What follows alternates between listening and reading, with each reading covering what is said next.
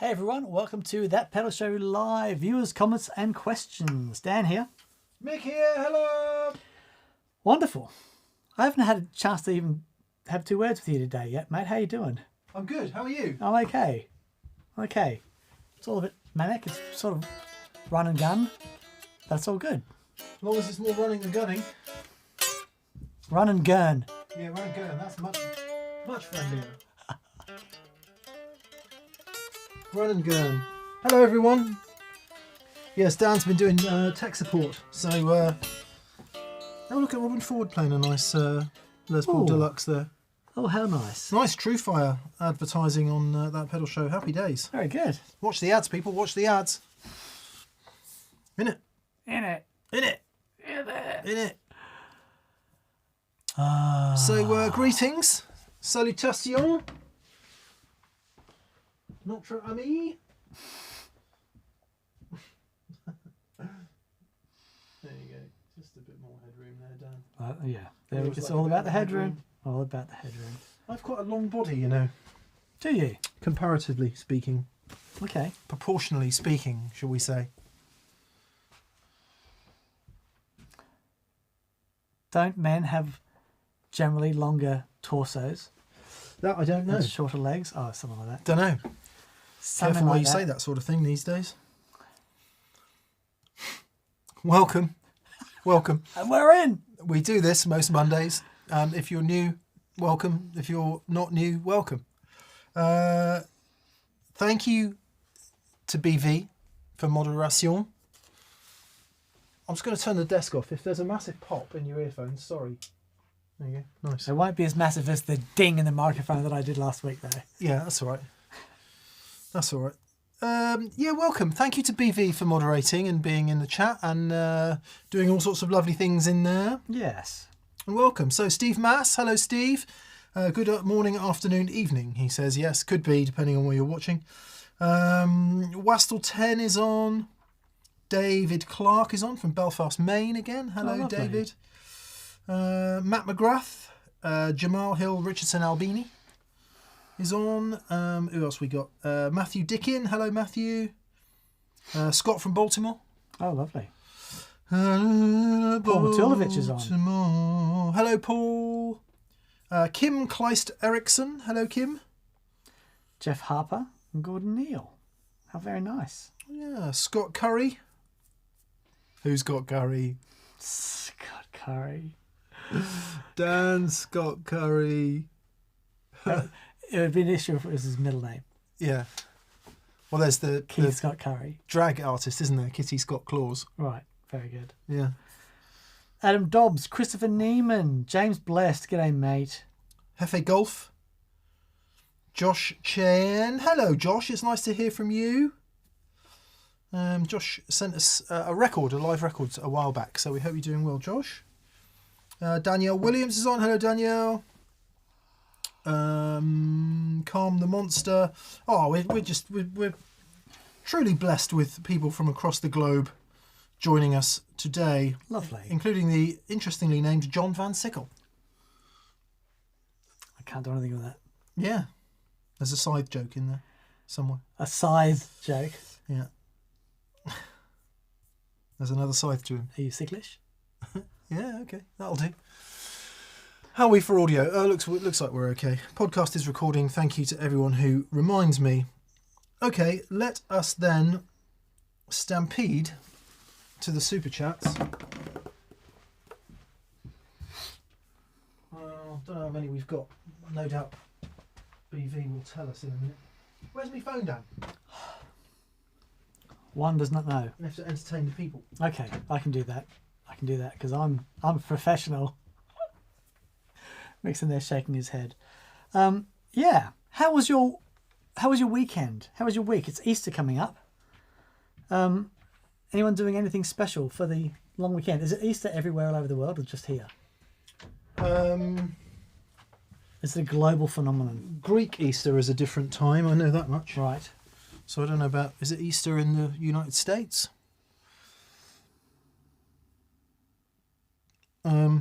Well, who knows? Good. We will turn the super chai off. We will. Thank you, BB.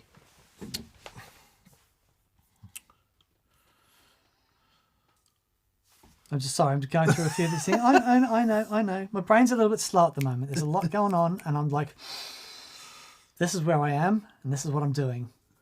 So,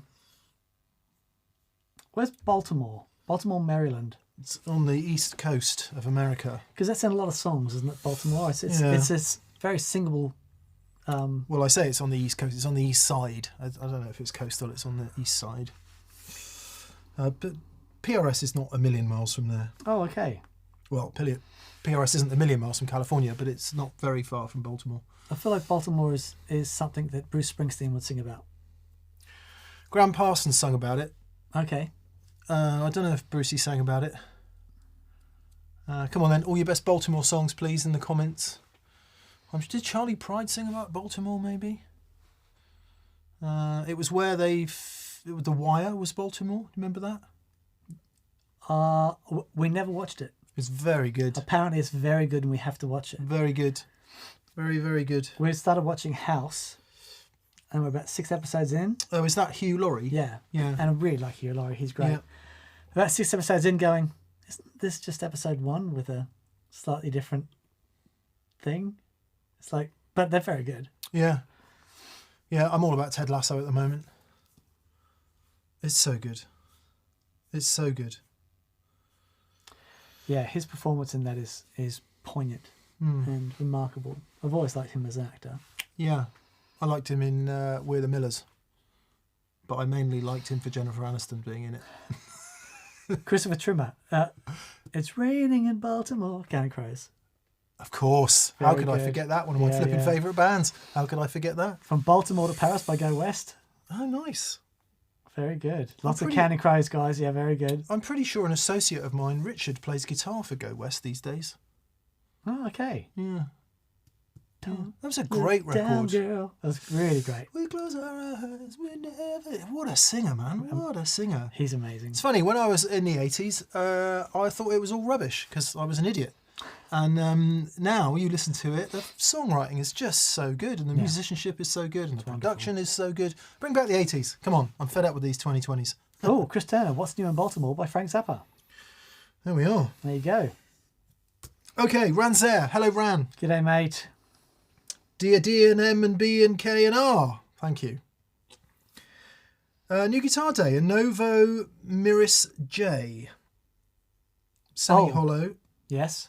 With wonderful Lola P90s and the most incredibly amazing neck. Worth every second of the 16-month wait. Ooh, nice. I've liked every Novo guitar I've played.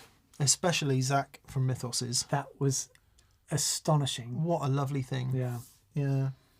Yeah, nice one, Ran. Congratulations. Yeah, well done, mate. Isn't it nice to get Happy a new machine on which to do things? Baltimore by Prince, says Christian Hanley. Streets of Baltimore by Graham Parsons is what John Channing. Right. Thank you, John Channing. That's what I was trying to remember.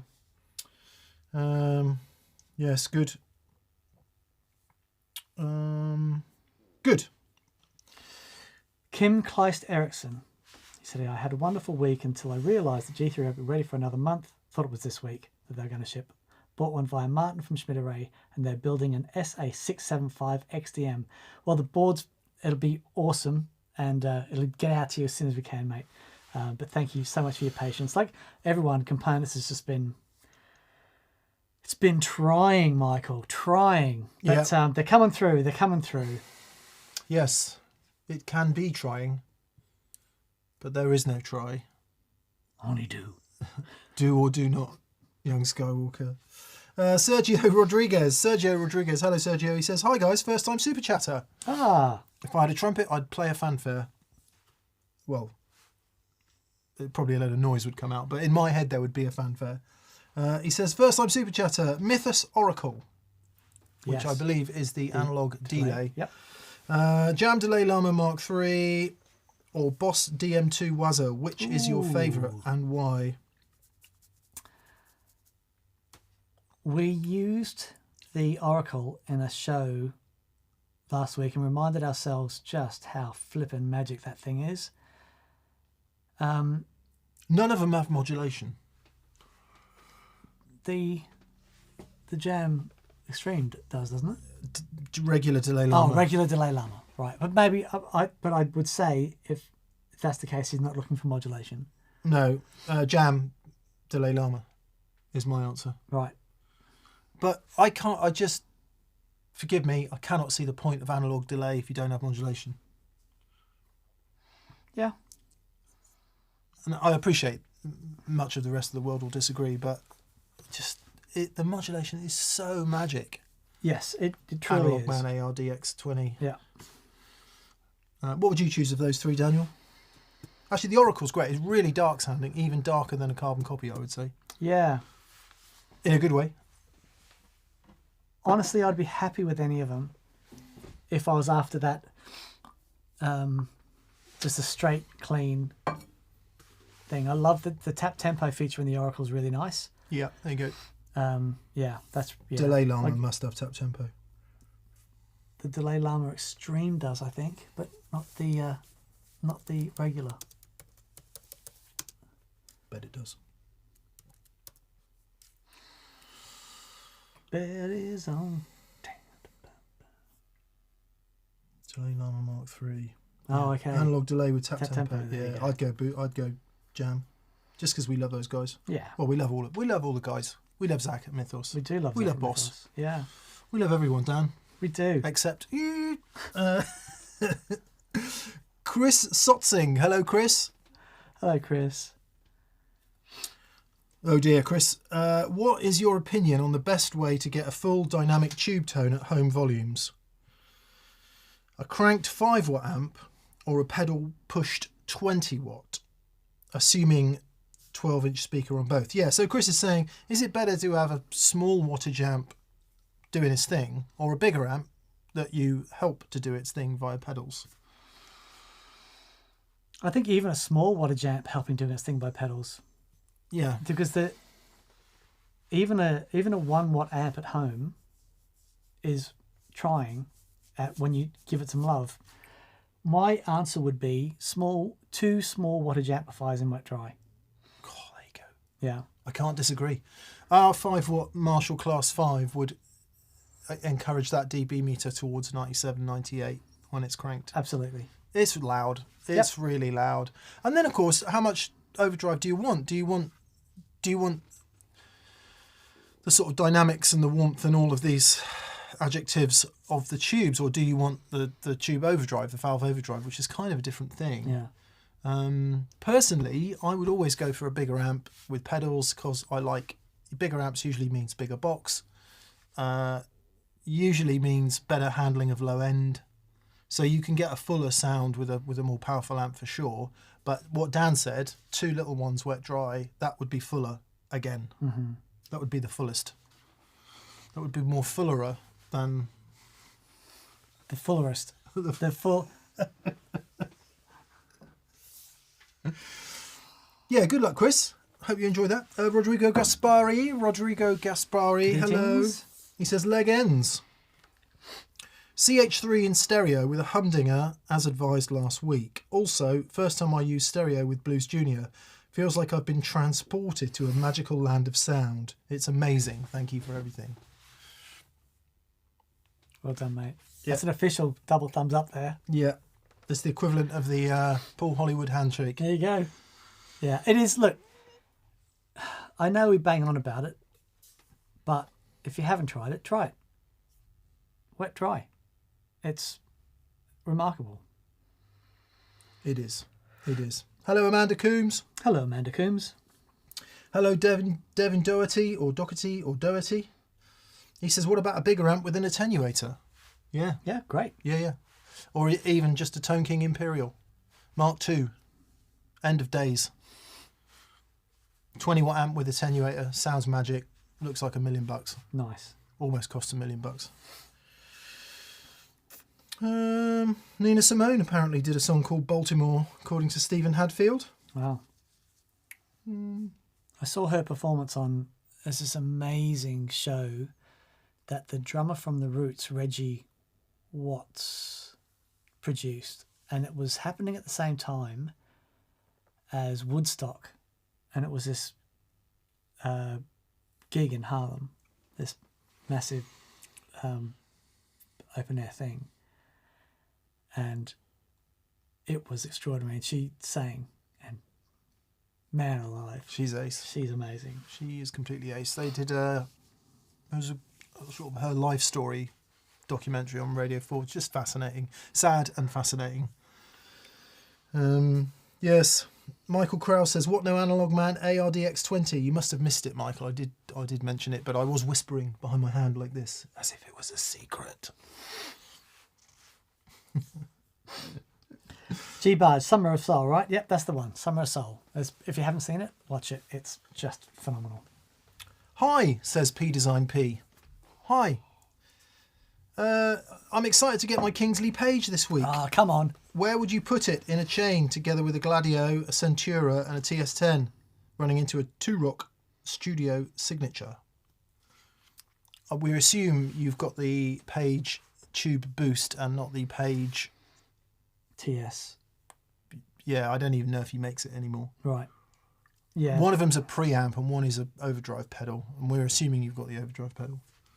It all depends on how you're using it. Are you using it with the gain cranked, which sounds just incredible, or are you using it as a booster? If you're using it as a booster, put it at the end of your gain stages. The way we normally tend to, as a starting place, most gain, medium gain, less gain. Most gain first, intermediate gain, into less gain. That gives you the best amount of options for combinations of pedals. It's not really about what pedal it is, it's about how you're using them. So if you're using the more gain in the Page, further up the front, less gain as a boost, further at the back. It would seem like a shame to me to be pushing all that lovely big valve lovely goodness into a TS10. That would seem like a shame. Yeah. I'd put the TS10 somewhere further back as a shaper maybe. Yeah. I have mine as my last gain stage. You do? Yeah. It's just remarkable. Yeah. Yeah, I'd go TS10, Gladio, Page, Centura. If the Centura is as good as a Klon, then I always like that last. Yeah. But yeah, it's a great boost. yeah. Yeah. Good luck and enjoy. Sounds like there's some toning to be done there. Michael Giliberto. Hello, Michael. He says, hi, DNM. No question. Just thanks for everyone and everything at TPS. I hope you eventually do a show revisiting old favourites like the Carpe Diem and others. Oh, yeah. I pulled that out the other day. All right. Plugged it in. Yeah. Sounds freaking awesome. Well, we should do that. Yeah. We should totally do that. We should also update our 10 favourite amps because that's changed significantly since we did it. Okay. Yeah, great. There's 2 shows. Great. Boom, boom. Thank you, Michael. You're not the only person to have suggested that, so we will add it to the list. Swizz871 says, after a rough month of not really playing, my Latent Lemon Hertz arrived and I feel significantly better. It's a great pedal, although it's scary how important guitar can be and how bad I feel when I'm away from it for too long. Yeah. Yeah, hear you there. Don't beat yourself up about it. Yeah. Because everyone has seasons of stuff, and you know, I'm going through a season at the moment where I'm not playing as much as I'd like, but it's okay, and there'll come a season again where I'm, you know, back in the saddle. There's always a silver lining to these things. It might be that when you do come back, you'll come back from a slightly different angle or feeling fresher in a different way, and all of a sudden you pick up on a bunch of stuff that you might not otherwise have done if you'd, you know, kept in your regular routine. So the absinthe makes the fart grow stronger. Oh no, absinthe makes the heart go stronger. Yeah, and maybe there's a bit of that. So, but yeah, like Dan says, don't beat yourself up. Don't get caught up in worrying about it, because what happens is, if you've got a worry in your mind, you then start worrying about the worry, and then it all just becomes unnecessarily entirely like a cyclone of feeling bad about feeling bad. And that's just no one needs that. Nobody needs that, No. although we all have it. Yeah. So just let it be what it is, and get back to it when you can. Yeah. Chris, congrats on the Hertz, by the way. It is a magic thing. So good. It's a magic thing. My only issue with it is I like all the sounds in it. and therefore I can't choose, whether you go for a really spitty, like, or just a really great open sounding overdrive, because it genuinely does all of that. It's a blooming brilliant thing. Well, this is Bradford Lane Roman says the longing to play is as important as the playing. That's very good. It's very good. Yeah, I don't agree, I'm afraid, but Yeah, but it's like I want to play guitar. longing for anything is a cause of great suffering. You shouldn't long for anything. You should just do or don't do. Well, there we go. Dan Kay says Mick and Dan life coaches too. So Yeah. Mick is my life coach. God help you. Scott Galler says feeling bad about feeling bad. That's the blues. It is, yeah. Oh man, I listened to a Muddy Waters record yesterday. It was Muddy sings Big Bill. That's nice, Dan. You like that? Thanks. Thank Yeah. Muddy sings Big Bill, which I guess is Big Bill Brunsey. I don't know, but oh my God, what a record! you. Right. Just so flipping raw, and how when Muddy Waters attacks the front of a note, you always get that kind of shout on the front of the note. So how did he do that? How did he do that for That long. hours on end? Yeah. Yeah, it's amazing. Well, this is good. Dikran Marsupial Music says, I like curry, but I like Baltimore. Little known Dylan song. You win the internet today. That's very good. Congratulations. That's very good. Yeah. It's like the Tarka dal, isn't it? Yeah. Chicken Tarka dal. Right. You say, what's that? What's that? It's like chicken tikka, but it's a little otter. Tarka the otter? No, I don't attack the otter. Okay, maybe it's an English thing, a British thing. There was a famous otter called Tarka. Right. Yeah. Is that your English version of Skippy? Except it was an otter. Exactly. Yeah. That's all you got. We've got 17,000 things trying to kill us. You've got an otter. Yeah. Every now and then pops his head up. It's like, quick, make a TV show. The kids will love it. What's up, Tiger? Oh, he's falling down the He's mine. stuck down the mine.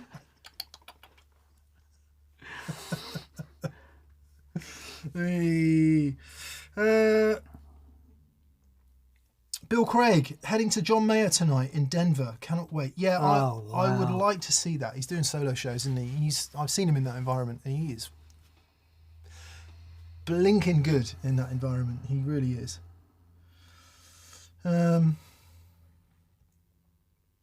Yeah. What is this Hertz you guys are talking about, says Bernardo Silva. It's this. It's based on the now, what was it called? The Harmonic percolator. Harmonic percolator by who? Interfax. Interfax. Very good.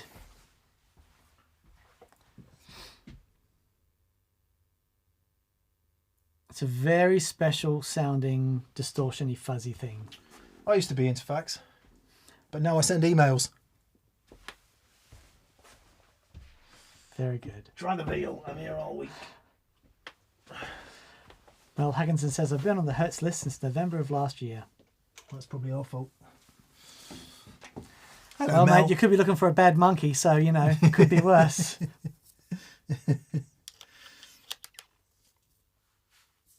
David K says, what capacitor is best with 250k pots for single coils? I have a bright sounding plexi amp, so I don't want much of a bright tone. What are your suggestions? What do you use in the Telecaster, Daniel? Just the one UFs. A one, yeah. Yeah. So what happens is the smaller the value, the higher the point at which it rolls off treble. So the problem with the one, what's a UF? Microfarad. Microfarad. And that's 1,000 picofarads. That'll become relevant in a minute. Actually, no, it won't. 1 microfarad is that people say that when you turn the tone control down, you lose too much upper mid-range. However, that 1 microfarad cap has quite a significant volume effect elsewhere in the guitar as well. And it turns out it's quite important when you want it to clean up off fuzzes and things like that. Mm-hmm. I don't know that scientifically. I have just discovered it from having the different caps in my guitars. So the temptation is to go for a smaller cap. And if you talk to someone like Simon Jarrett at Kingsley, he would always recommend going for a smaller cap so that you can do that. You can lose those very upper frequencies, but not lose too much of the upper mid-range. Now, in your case, if you've got a super bright amp, like you say, the Marshall Plexi type circuit that doesn't have the bright cap mod, is that what you're saying? Yep. Then it might make sense to have a bigger cap so that it does roll off more of it. So the thing is, they're very inexpensive and they're quite easy to replace. So try a 1 microfarad. Yep. Try a 0.047 and a 0.022. Yep. Then you get to nanofarads and picofarads. Yeah. It's 1 million picofarads and a microfarad. Okay, yeah, I'm confused. It's one of those things where... So it's not 1, is it? It's 0.1. 0.1. Yeah, 0.1. So 0.1, start with that. That's the biggest one. 0.047. That's it. That's the mid-size one, and that was standard in Fenders for a long time after they changed from the 0.1. And then quite a lot of modern guitars, and Gibsons in fact, come with 0.22. Yeah. Perfect. Or can do. Like I say, they're inexpensive, they're easy to swap out, so give it a go and see what you think. Yeah. The other thing you could do to save you quite a lot of trouble is to get a 100-foot cable. Done. That will add so much capacitance, and if you coil it, so much the better. That will add so much capacitance in between your guitar and the amp, you'll lose a tremendous amount of top end. You want to coil it and get a bunch of guinea pigs and just sticky tape some magnets on their back and run them through the cable like really quick, and yeah, then magic starts to happen. I'd just like to underline, I was being serious about the 100-foot cable. It's not an April Fool's like Josh's awesome battery gag this week. That was very good. Have a go and have a listen to any Albert Collins live, and he's got that telly, right, which he plays over. How does he do it? He plays over this shoulder, like this, and 100-foot of cable going back to the amp, so he can run out, do his thing. He sounds just marvelous. Yeah, he's also got some sort of super reverb or something similar. Wide open. Cranked. Wide open. So those trebles are driving quite nicely. Yeah. That's what happens in the Plexi. Once you get it driving, you want all the treble back again. But then don't think that was an accident either. Don't think that he just one day said, someone get me 100-foot of cable. I mean, he would have said that one day, and he would plugged it in and gone, yep, that's what I'm after. If he had plugged it in, he didn't like the sound, there's no way he would have played with that. But it worked for him. All of those elements are really important. Yeah. And that might be where he's gone, I don't like this, something's not quite right. And someone has said, shall we try this? And they changed something in his guitar. And he's like, no, I don't like that. Should we change something in the amp? No, don't like that. Floyd Rose. And even though ostensibly he could be having the same effects, achieving it in a different way keeps him happier. And kept him happier. Scott Curry says, Brian Setzer used 60-foot of cable into a blonde basement. Yeah, there we go. Gretschers. Yeah. Spanky top end. They'll work great. Yeah. Chris Liddell, or Liddell, or Liddell. Chris, hello, and sorry for your not pronouncing your surname in the correct manner. He says, howdy D&M from sunny Hampshire. No question, just a show of appreciation. I did tear my left Achilles tendon 6 weeks ago, and you guys are helping me keep sane while I recover. Oh, bless you. It's a horrible thing, that, isn't it? Terrible. That is... Good luck with mate. your convalescence. Yeah. Steve Mass. Hello, Steve. Hey, Steve. He says, if you had to tell who you are as a guitarist with one note, like B.B. King, for example, right, one chord, or if necessary, one short riff, could you? What would it be? Something short that's sped up. Unnecessarily. There are things that we always play, both of us. And so there's a familiarity there that I think I would know Dan's playing from an instant. What would it be? I don't know. Probably.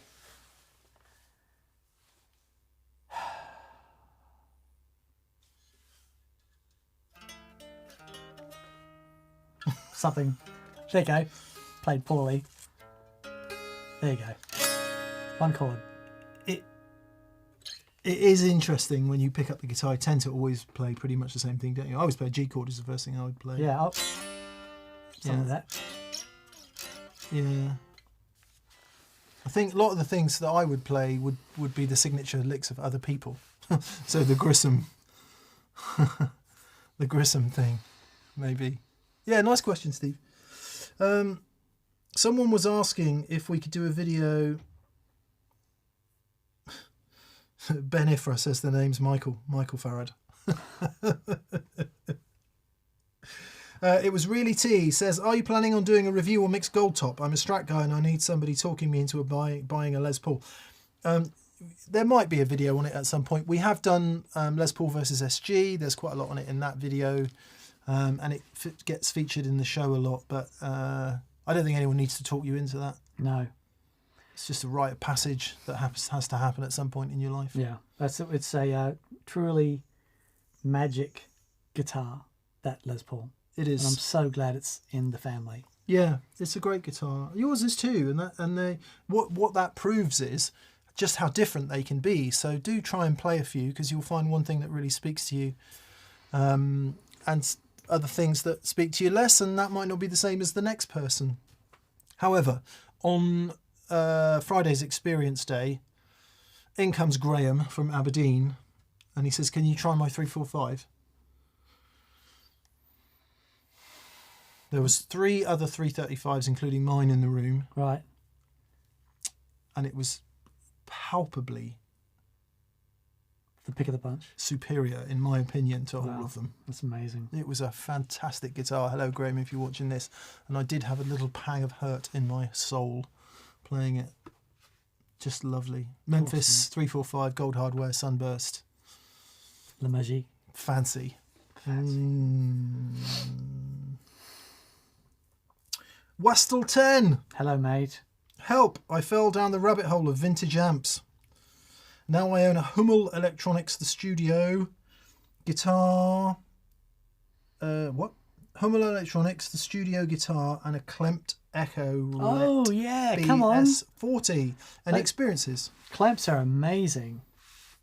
The Echolet, it's... I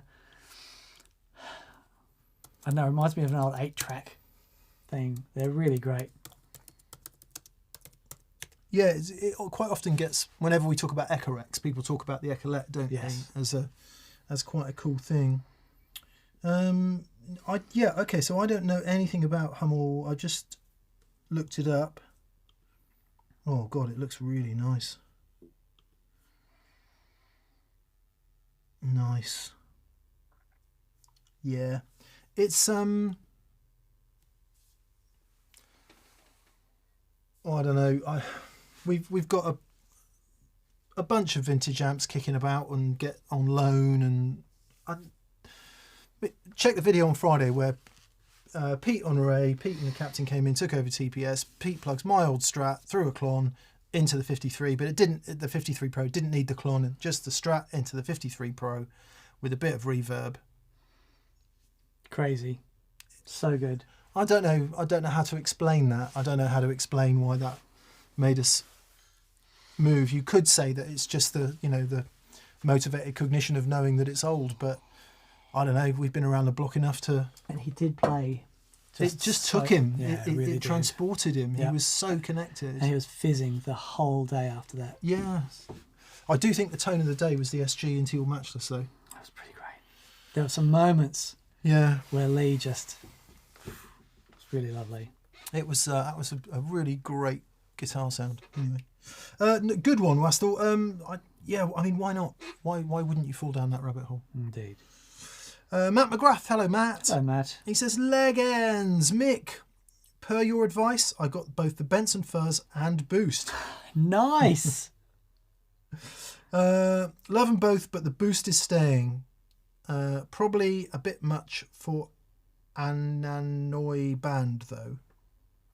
And annoy the band? For and Annoy the Band, though. Give Rosie a pet for me. We will. Yeah. Good shout for trying both of them. And hopefully you now understand how different they are. Yeah, nice. Nice. Very Actually, good. Chris got in touch. I probably shouldn't say what about, but yeah.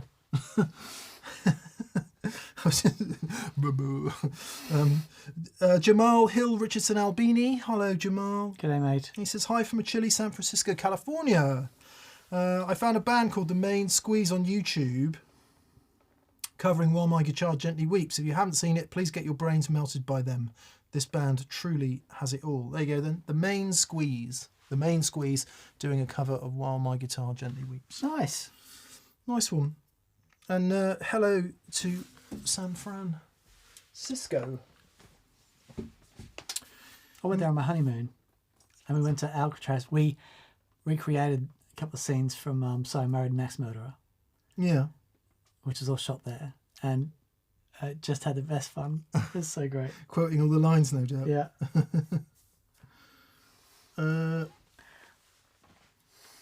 Matthew Dickin.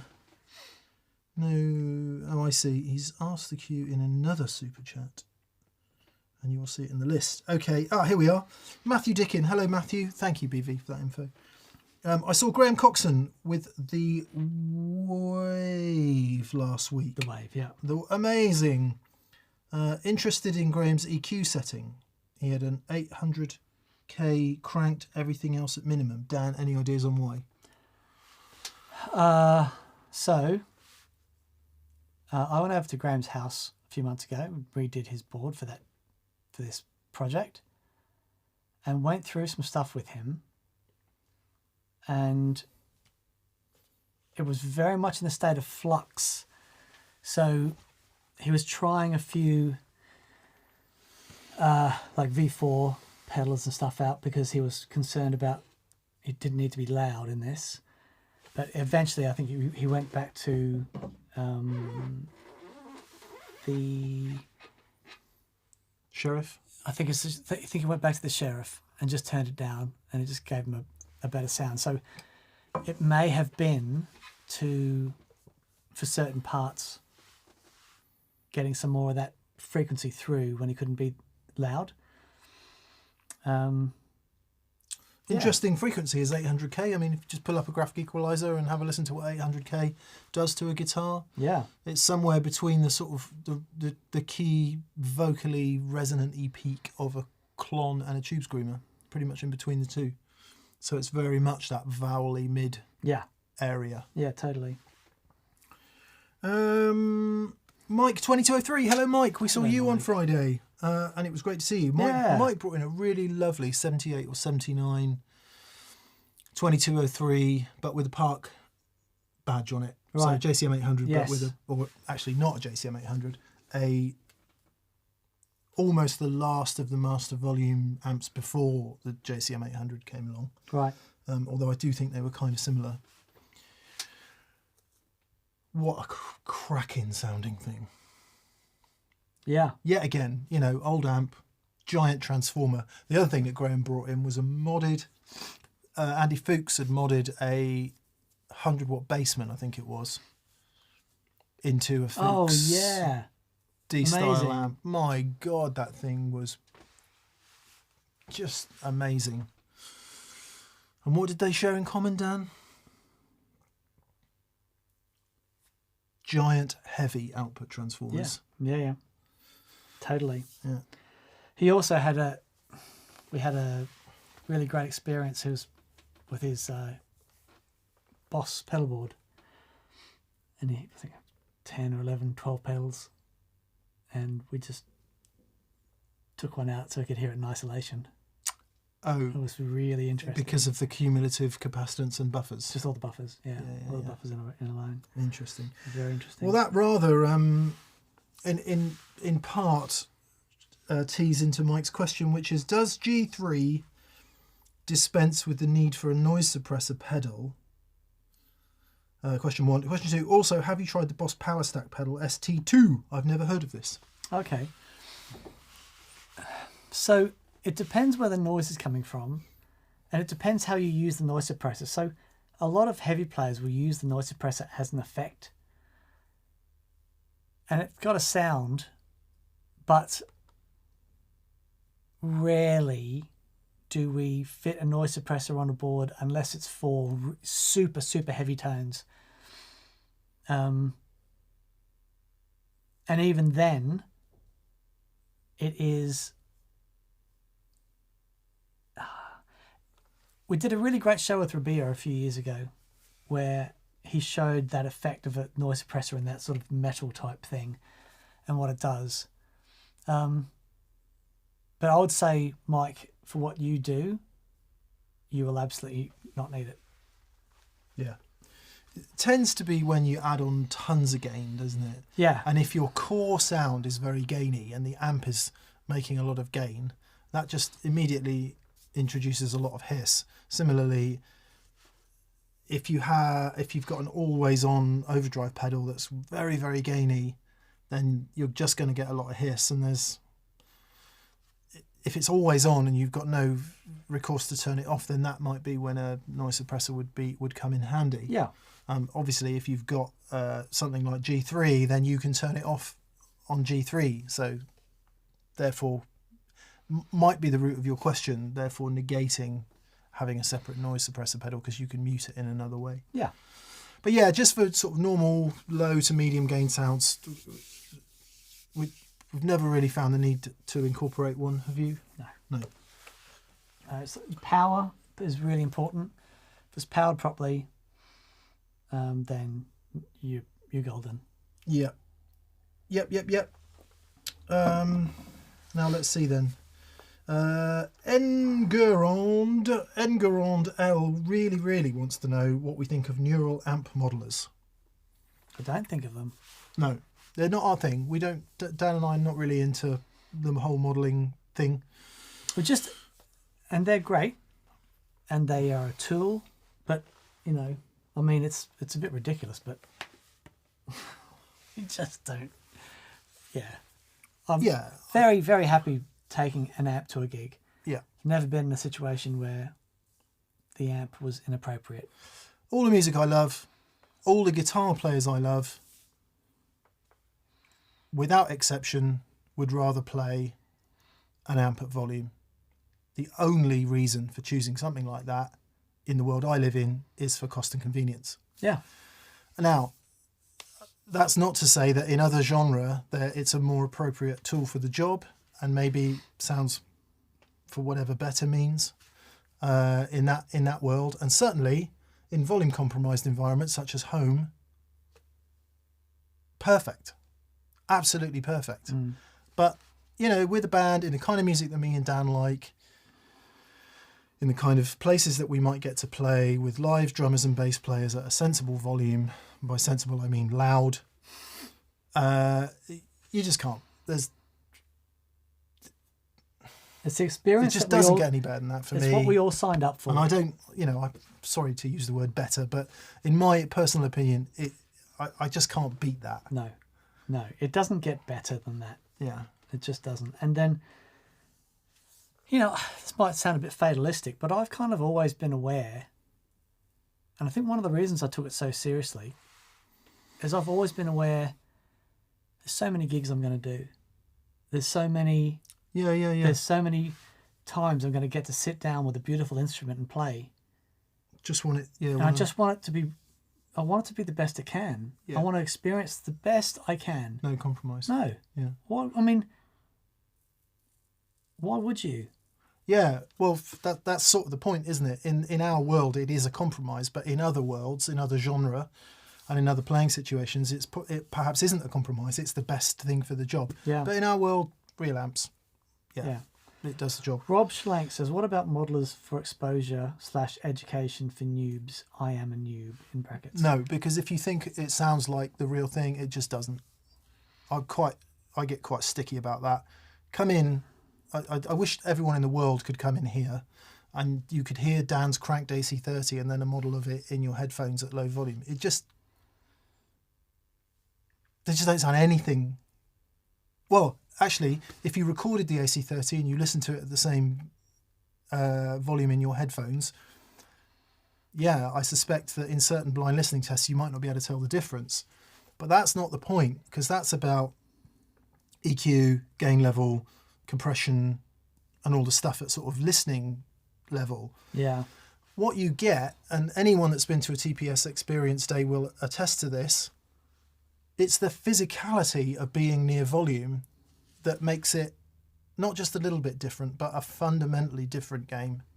It is the difference between playing a Formula One simulation game and driving a Formula One car. Yeah. Kinda. Yeah. And that's, we feel quite passionately about that, because that enjoyment of volume, and not just volume for the sake of it either. Not like absolutely. Not like Motorhead, which is awesome by the way, but having seen Motorhead a couple of times, it's not volume. I'm not talking about volume for the sake of it. We're talking about just an appreciable level of power and volume in order that you can have light and shade in your music. So, I'm going to shut up. Instead, I'll just let PJ Curto deal me an underhanded compliment by saying, a backhanded compliment by saying, Mick, your Strat sounded really good on Friday. Can't really say why. It obviously sounds great when you play it, but it just jumped out on Friday. Yeah, because Danish Pete was playing it. Let's not forget, let's not forget. 98% of what you hear is the guitar player. Yeah. So, yeah, it did sound good. Pete was really connected with it, actually. Yeah, he loved it. He did love it. He picked this up and it was really great. Yeah. That's why it sounded good, because a great player was playing it. Yeah, there is that. I'm pleased. I'm pleased that they were motivated. Yeah. That they were moved by it. Yeah, and you could see light bulbs going off. Yeah. It was really interesting. Yeah. Really interesting. I think also we were all a bit sort of. Oh, it's great to be together again after so long. And we were all having a lovely time. Yeah, So it was really good. It was nice to see old friends, and so there's that whole vibe going on, and it does rather underline that point about it is the whole aesthetic of it, right? So when you're talking about guitar sound and music in general, and anything that's subjective, here we are digging into the minutiae of should I have a JRC 4558D chip or some other thing, and actually.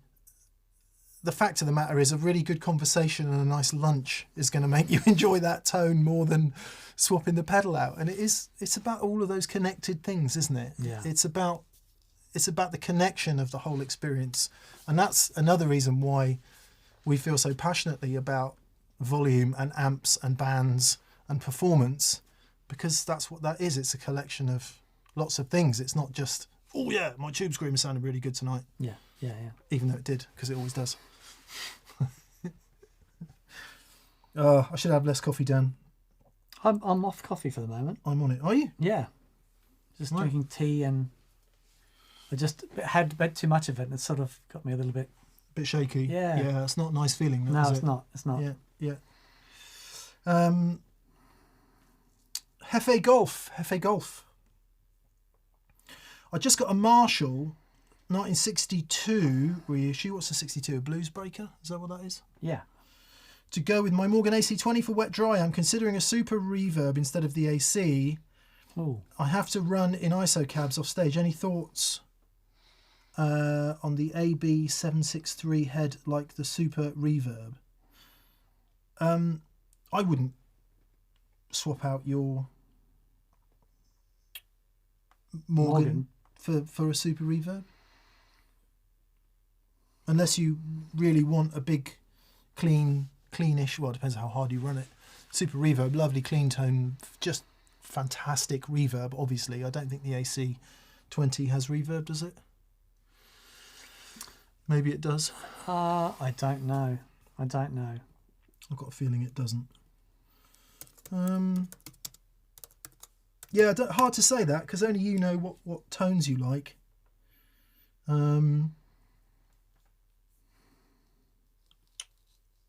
And then, of course, the game's all off when you run them into ISO cabs, because part of the sound of a super reverb is that big open back cab with 410s in it. Yeah, doing its thing. Which isn't to say it'd be worse in an ISO cab, just to say that it would be different, and therefore any grounds for comparison is difficult, because we don't know what that would do. Yeah, okay, so the AC20 does not have reverb. So if you want reverb, there you go. Easy choice. Right. But if you are using an ISO cab, what about looking at some heads instead of combos? And then you don't have to carry so much stuff about. Yeah. Loads of Fender heads with reverb in. Actually, he says loads of Fender heads with reverb in. There aren't. Yeah, because of the spring in proximity to the valves. Yeah, more modern stuff maybe. What are you thinking? Zachary Johnson, did anyone mention Hungry Heart by Springsteen? Got a wife and kids in Baltimore, Jack. Are the opening lyrics. There you go, I knew it. You knew it. Went out for a ride and I never came back.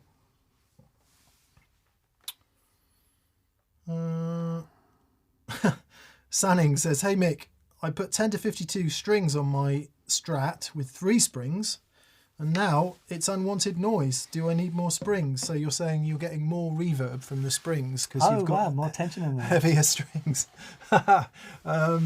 You could try another spring, of course. If you haven't changed the tension on the springs, the bridge might pull up a bit more. So that could be that, the springs are tighter, therefore they might be resonating at a different frequency. Could be that. So yeah, just chuck another spring in there, no big deal, easy to do. Retune and go for it. Funnily enough, when Pete came in and played the Strat, I decked the bridge because the action was too high for him. So we decked the bridge and that brought the action down just enough. I've put it back to floating again. Right. Because I really like it floating. Yeah. It sounds great. Yeah. Bit of move on that one. Yeah. Try more springs, Sanning. It's a Strat. It drop it on the floor, pull things out, put them back in. It'll be fine. It'll be totally fine. And see what you like. Josh Chahan. Hello, Josh. Hello, Josh. He says, hi from Oz. Dan, thanks for getting me onto treble boosters. You're so welcome. So gnarly into smaller Vox and Tweed amps. Mick, hope you keep up the philosophical investigations. You have a legit gift for communicating deep concepts. Have a great summer, fellas. Josh, thank you. He does. He does indeed. Funnily enough, Catherine said we should do some podcasts. Get some people in, talk about it. Yeah. And I'm up for that in a big Great. way. Let's do it. Yeah. Thank you, Josh, for those kind words. That's nice of you to say, mate. I hope everything's going well with you. Gigs and albums and stuff. Josh sent us a record that he'd made in a barn, like a live blues record, with using, I don't want to use the word primitive because it sounds pejorative, but a very simple kind of setup, just a band in a room playing. It's bloody brilliant. Amazing. Yeah, nice one, Josh. William Riggin says, I'll see the Eagles in Baltimore Saturday night. Very nice. With Vince Gill. Oh, stop. Well, I assume with Vince Gill That because would he's be in the Eagles. amazing. Wow. It would be amazing. Oh. See? Harmony. Melody. When did you start liking a floating bridge, Mick, says Todd Roy? When Sean Tubbs came in. And I've long been a fan of that kind of, I guess it probably comes from Jeff Beck, but via Michael Landau, that line of Scotty Henderson, Wayne Krantz, using the bridge in and out of notes. Now, it does mean I can't sort of hammer the guitar in the old SRV kind of way. That doesn't work anymore. So you do have to play differently. But I'm sort of ready for it. I'm growing up a bit and ready to play more like a grown-up. And it just works in that environment. Yeah. But I have done a couple of gigs with it and I've put it down and picked up another guitar because when I start bending... It's too much. It's just too much I can't... Yeah, so it's a compromise and you do have to play it a bit differently. But I love the springiness and I love being able to sort of just wobble in and out of chords in that post-Beck sort of way, or at least aping that. Sure. So yeah. ME says, will there be experience days in the US this year? Wouldn't that be fun? Yeah. Wouldn't be an experience day, though, because you have to come here for that. Yeah. That's what the experience is. It's seeing this in here. Now, doing some stuff in the USA would be great, though. Meet and greets, clinics, that sort of thing would be really great. Really actually, fun. would be lovely. Just try. You've got to find somewhere where you can play loud. That's the problem, and that's becoming harder and harder and harder and harder. Like all those residential guitar weekends and stuff, you get there and they're like, "Oh, can you turn down?" Yeah. No.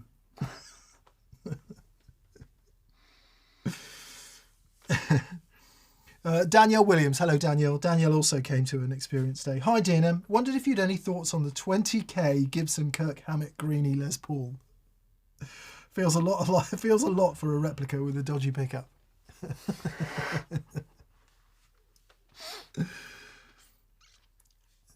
For those of you who don't know, Peter Green's Les Paul was owned by Gary Moore, and then it went to Kirk Hammett.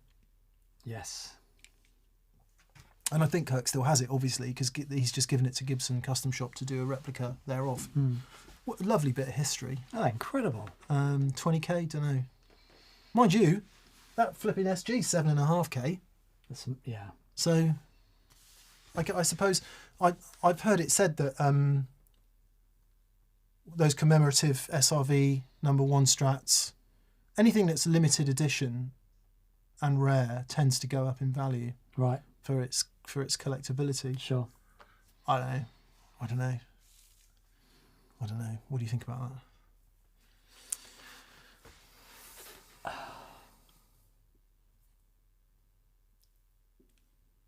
that? You'd be buying it for a different reason than just to play a nice guitar.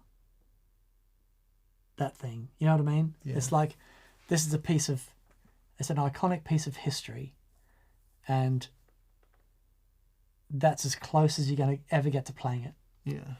And for a lot of people, that's a big deal. Yeah. And I suppose if you do need to blow some cash on something to bring your tax bill down, then I don't know. It's just not a world we're really in. Futone. BV says Futone, FU-tone, makes silent springs for Strats. Sponge. So it'll be made out of, yeah. I know in my DGT I put little sponge fingers down 3 of the springs because it's super crazy resonant. Right. Or I used to. I don't know if they're still in there actually.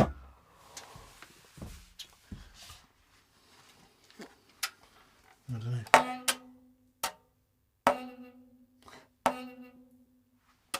Very good. Oh, And that through the amp is really loud. It's probably loud being very close to this mic as well. whereas this,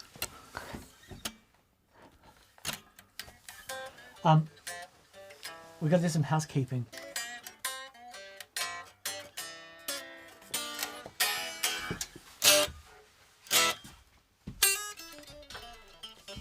Housekeeping.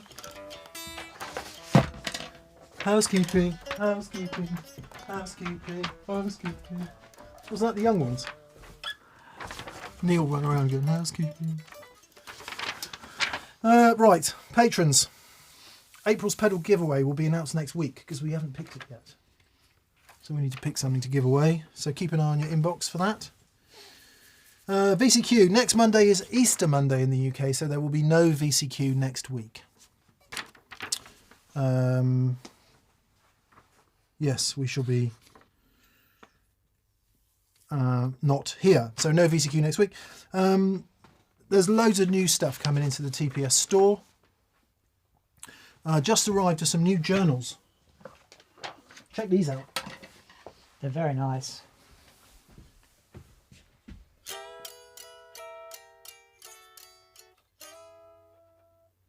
With a debossed electron tube there, complete with pages for writing things in. I'd be concerned if it didn't include pages. I think it's important to outline the features and benefits, Dan. I agree. All right. And we've got these new pencils that chiefly say that pedal show on them, but also are made out of recycled CD cases. It's very nice. Makes me want to have some Foley of, pedal noises. So they're available at that pedalshowstore.com. Strings. Sorry to anyone who's been waiting for guitar strings. We have got some more coming. They're due in next week after the Easter weekend. So the Dan 11 to 52 and the Mick 10.5 to 50 set. We will email everyone who's signed up to stock updates as soon as they arrive. And if you have signed up to be a patron, or if you have signed up to the That Pedal Show store mailing list, keep your eyes on your inbox. Yes. Middle of the week. Very important. Very important. Something is happening. There you go. I think some people already know what it is. It would sound awesome with that chord. So thank you for that, for doing that.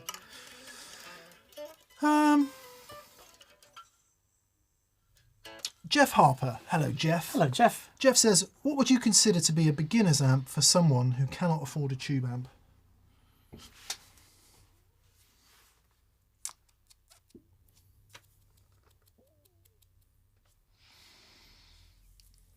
Okay.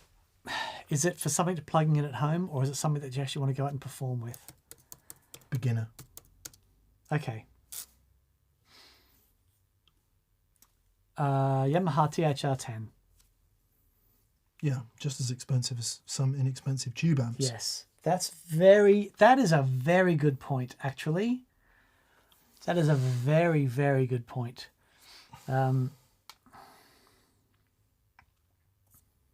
There's so much good stuff out there. And actually, don't get... This will sound entirely odd coming from a channel that dedicates its existence to encouraging you to buy things. Don't worry about it too much. Just get something that makes a noise and that is easy to use so that you're not confused by all the features, that you can plug into, get amplified, and put all your effort into playing, I would say. Yeah. Don't sweat it. Just start the journey. Yeah. Doesn't matter where you start, just start. So I'm going to say one of the Boss Katana range of amps. Very affordable, proven time and time again by thousands of people. Really good. Yeah. Really good. And Shiznit has said Spark Mini, which is a really interesting practice amp because it also includes a tuition thing. I mean, how much is one of the little AC-15s with reverb, or the Princeton? Yeah, quite expensive. They're quite expensive. Between 600 and 800. Right. Princeton might even be more than that. You buy something used. Yeah. I mean, you also need something that's not too onerous in terms of size and weight, I would assume. Yeah, don't sweat it. If something takes your fancy and it's in your budget, get it. If it makes you louder, put all your time into playing. Yeah, perfect. Calm the Monster. Calm the Monster. Hi guys. Number one, thanks for all you do. I've got an amp dilemma. What's the best option for a clean, full, warm sound, mid-scooped, with a hollow body guitar? I'm considering a Fender Twin or a Fender Deluxe Reverb. Yes. Deluxe. Just buy Deluxe, thank us later. Yeah. They're just so good. And if you need it less mid-scoopy, just add an EQ pedal or a sort of boosty overdrive of your choice. It's such a brilliant amp. And given that you've mentioned them, I'm guessing that's where your budget lies. So yeah, I would totally think about something like that. And if that's where your heart's going, then go there. The difference between the Deluxe and the Twin, obviously, is the Twin is, I think, 80 watts maybe, something like that.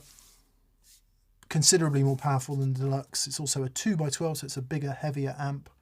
Sounds bigger, sounds fuller, but is much louder, much more difficult to carry around. Deluxe is plenty loud enough for small gigs, and for just being around. And it is a massive sound for a little box. It's so great. Look, there's one there. That's how much we like it. Yeah. One of the things we do every experience day is we crank it and let people be challenged by their preconceptions of what a Deluxe reverb sounds like. So good. Yeah, and it always raises a few eyebrows, doesn't it? Sure does. Adam Dobbs. Hello, Adam. Hello, He says, Mr. I Dobbs. don't use the neck tone control on my Strat. Is it possible to convert the master volume pot to a volume that controls the neck and middle while converting the neck tone pot to a volume for the bridge? Yes. Yeah, totally.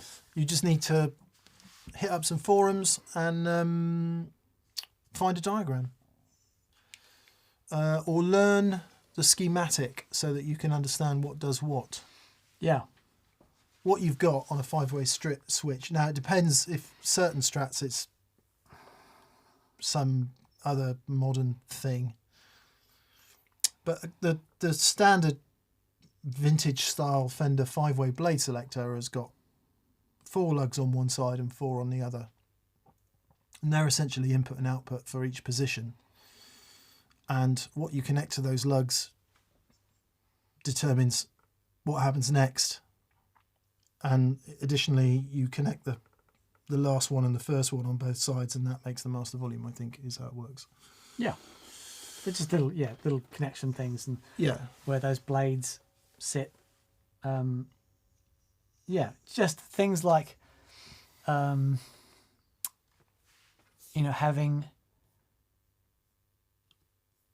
having the different volume controls will balance stuff, but just remember, if you turn one volume all the way off and you're grounding that signal, then it'll mute the whole thing. Just little things like that to get used to. But yeah, it's a great way to do it. Yep.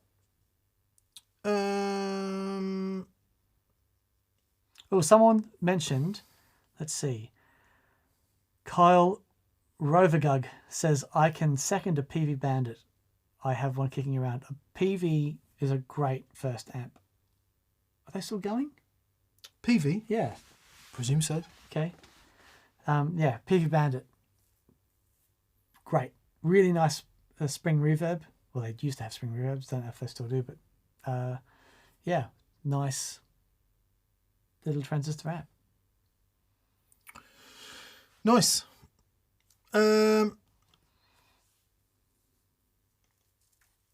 Good luck, Adam. John Van Sickle. Hello, John. He says, I put some D'Addario NYXLs on my Sir T and it's way too bright now. Wow. That's interesting. What are some of your favourite pure nickel strings I could get in the US? Kurt Mangan. Yeah. Stringjoy. They're so good. If Stringjoy do pure nickel, I don't know. The D'Addario pure nickels are pretty good. Yeah. I've used them. You ever tried pure nickels? No. Yeah, they're nice. Okay. Just a bit duller sounding. I don't want that. No, I know you don't want that. That's the last thing you want. No. But then you wouldn't like stainless steel either. No, I wouldn't. I need to get that going, see? Yeah. It's fine hard enough as it is. Or just regular set of strings and let them go off. let them dull off. Mm. But most of the companies do pure nickels now. The D'Addario ones are good. We really like Kurt Mangan strings, so give those a go. Oh, Dan, I'm struggling. Mate, I'm with you. How did you sleep on the weekend? Did you get some sleep? Yeah, I have no problem sleeping. Okay. As you know. I was knackered on Saturday after Experience Day. Yeah. Um, The top question was, does PV still exist? And yes, they still exist. Are they just so big that they don't have to advertise? No idea. Money for a couple of pints, says Bajurf. Thank you. Thank you, mate. Thank you very much. Very kind. Evening, flanges. Says Paul Matulovic. Oh, very nice, Paul. How are you, buddy? Hey, Paul. He says, maybe more of a mock question, but I've been waiting to ask it since your last NPD. What is the pole tech doing? I understand that it splits frequencies, but why does no one do this? Why does one do this? What is the effect? The pole tech? P-O-L-T...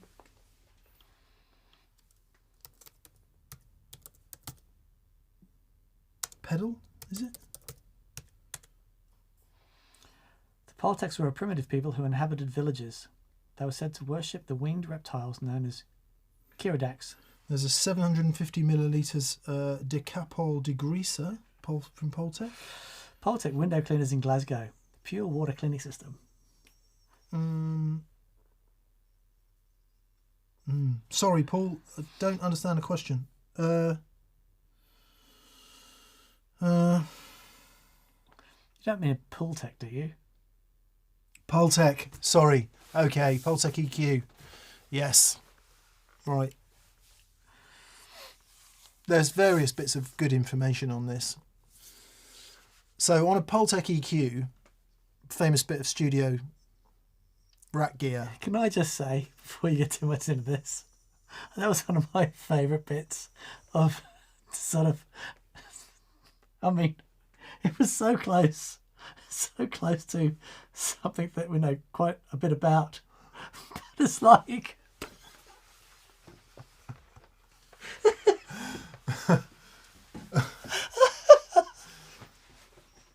window watchers in Glasgow. Yeah. Sorry. I'm sorry. That tickled me. Good. Please That's good. carry on. That's good. We like it. I like it. You get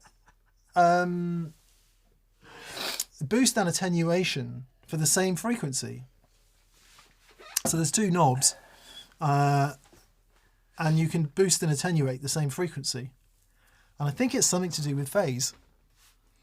So the phase relationship of the two circuits creates some phenomenon. I did read on Wikipedia about it, and possibly on the Origin Effects website where they explain it.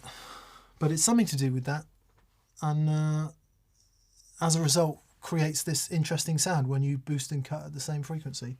No doubt people are explaining it much better in the comments section. Yeah, I've only ever used a plug-in version of one, so I can't really say what the real thing sounds like, but my normal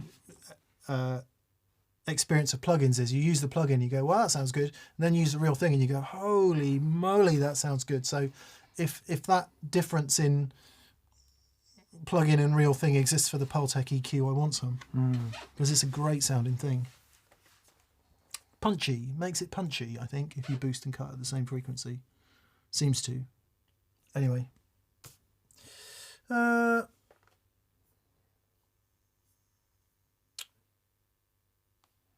Yes. C4SLB4R4K says, you should have a dream guitar built by Warmouth so we could have a glimpse of what you prefer in a guitar. Dan and I are going to show you what we prefer in a guitar. This. And this. Sometimes this. And other times, this. So this is interesting. The EQ part of a Poltec consists of passive electronics that produces the gain internally, and the tubes are used for a two-stage line amplifier to make up the gain for the lost passive EQ circuit. That's really interesting. That sounds so good. And this. I used this guitar today for something secret. It's funny, you know. Quite often now I go to pick up the old Stratocaster. Yes. And sometimes when we film, you have to sit at this angle.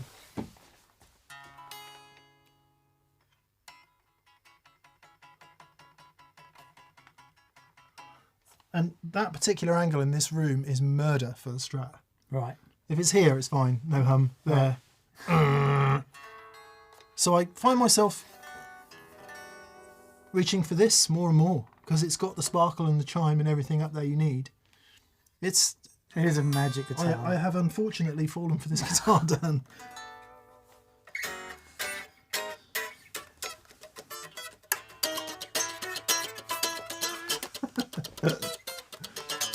Yeah. Anyway, yeah, so to the one with guitar, they make lovely stuff, but everything that needs to exist on a guitar existed before a long time ago for me. I was trying to think of what... Before the dawn of history. How did Greg Koch put it? Before you were sparkling your dad's yam sack. Yam sack, yeah. Yes, Dan. I think Dan began to explain the Pultec thing, Paul. And yeah, you can read more about it online. It's quite an interesting bit of reading. Fender 1960 CS says, "Shout out to Jake Loosemore for being a great lad." We'll shout out to Jake Loosemore for being a great lad. I second that. Jake is going to come up, and we are going to make a video about Two Rocks. Oh, nice. Because we share a passion in that general area. Lovely. Just need to get a date in. Paul again. I thought you had some interest in the Stratoblaster circuit. The pedal I left Mick has it in. Lovely thing from Farm Pedals. Yes, Paul, sorry, I have not got around to getting into that. Now, was that something to do with Jerry Garcia? The Stratoblaster? I'm going to say yes. Or was it something to do with Frank Zappa? Oh, bless you, Josh Tamberg. He says, all right, it's an 8K guitar. There's 841 people watching, so $9.50 a piece, boys and girls. No. That's very kind, That's mate. very kind. But we're okay. Alembic Stratoblaster.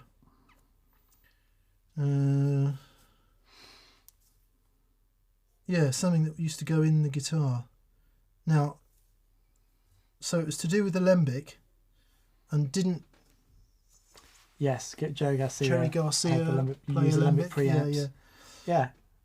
For those of you yelling at the screen, Dan and I do have some cataclysmically large gaps in our knowledge of certain very famous bands, and the Dead are one of them. The Dead are definitely one of them. So with apologies to Dead fans, not Dead fans, to fans of the Grateful Dead.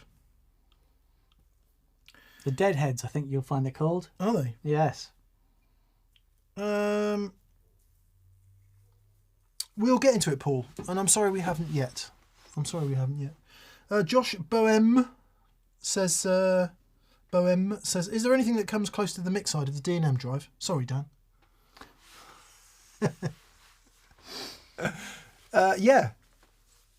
Certain TS circuits, brighter sounding ones. So maybe like a TS10 would be. When we did it, we asked Robert to make it somewhere between a Klon and a Tube Screamer. That was the brief, because I love that. That's the kind of thing I like. So it doesn't cut as much high end as a Tube Screamer, and it's not quite as 1K as the Klon. Yeah. So anything that does that sort of mid boosty thing, that's sort of what it is. We've got loads of headroom. It does have a nice lot of headroom, because Yeah. I'm fairly confident in saying there's a charge pump in there, so it ups the internal voltage. Old Man McGowan says, as a Deadhead, I can say, we understand and no worries. Thank you, mate. Thank you. Thank you for not shouting at the screen. Yeah. Oh, a few Deadheads popping up. Very good. Oh, man, every time we mention the Grateful Dead, the comments are like, whew, super popular, aren't they? That Jerry Garcia's guitar that was sort of made for him, that had like those. Was that, well, there was the relief Alembic. and stuff Wasn't there a in it. BC Rich or something as well? Or was that the Alembic? No, I think that's the Alembic. Yeah. Don't know. Ask me one on Stevie Ray Vaughan. Yeah, so Josh, anything that's kind of boosty, overdrivey with a bit of a mid kick in it, that is going to get you in a similar world to the D&M drive, to the mix side. Pedalheads. See? Oh, I see. That's very good. I think, right, yeah, pedalheads unite. I like it. Dan J. Cobley. I want to do... I can't remember who I was having this conversation with. Might have been Matt Schofield many years ago. Musicians against music. Oh. Because you know how musicians can be a bit catty about things. Yeah, indeed. We were talking about a pressure group. Sorry, someone just asked me to play a D sharp minor 7 flat 5. And please expand. That's it. Nice. Or E flat. That's the same thing. Sorry, just... Depends what key you're in, doesn't it? Yeah, it's the same thing. Well, don't people get pretty chewy about that? Well, okay. If it's D sharp minor 7 flat 5, then you would be in E major. E major, yeah. But if it's an E flat minor Even 7 sharp I 5, knew that. if it's an E flat minor 7 sharp 5, then you would probably be in A flat minor. Yeah. No. What determines whether it's sharp or No, flat then? it would be, if you're in E flat minor 7 sharp 5, you'd be in C sharp minor. What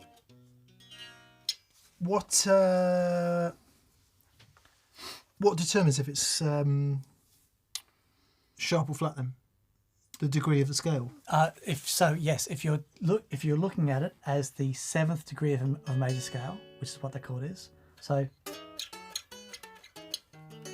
then the 7th would be if I'm the key of E, you'd have to be a letter back. If I was a key in E flat, it would be a D minor 7 sharp 5. Not D. And somebody just made all this up, right? No, well, look, it's just there is one letter per note. If you start on E, the second must be an F. Whether it's sharp, flat, or chocolate chip, it must be an F. The third must be a G. Yeah, A, B, C. Why didn't they D, just go up E. to M? Fair enough. That would have solved all the problems. Yeah. Someone must have an answer for that. There must be a reason. It can't. It's obviously not as simple as it sounds. You need sharps and flats because J wouldn't be the same as whatever. Oh, you mean why didn't they just do A, 12? B, C, D, E, F, G, H, I, J, K, L, M. Okay. Do you want to know? Yeah. Yeah.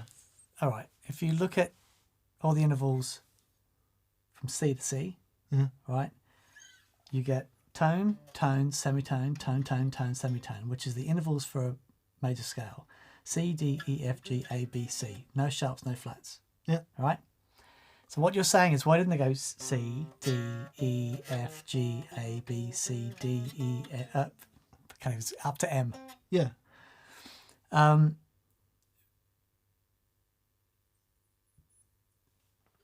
The intervals wouldn't work. Yeah. Logically, I'm assuming this, but I can't work it out. Yeah, you would. It would.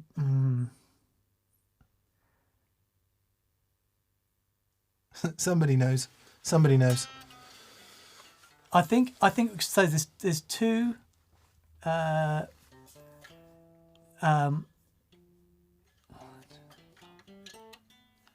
There's two tetrachords, major tetrachords, separated, and which gives you that scale.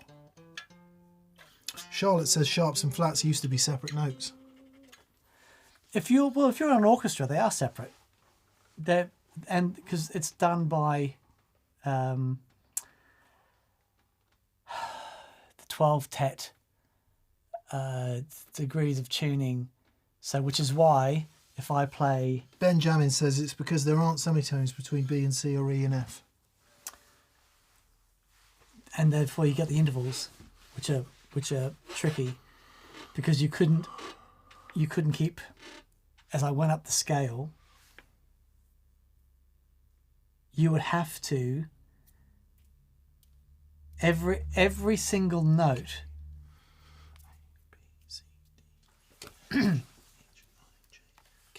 But K would always be K, right? It wouldn't be E flat or D sharp. It would be K. Yeah. Okay, let's write some music. Yeah, I mean, In the obviously key all the chords, the names would change, wouldn't they? They would. Because It you'd would have be to say, a nightmare. What, play your chord again. Play your chord again. What did you say it was? D sharp minor 7 flat 5. So it's K minor.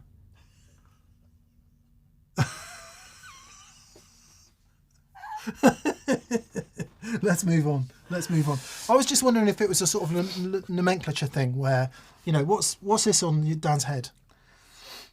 What is it?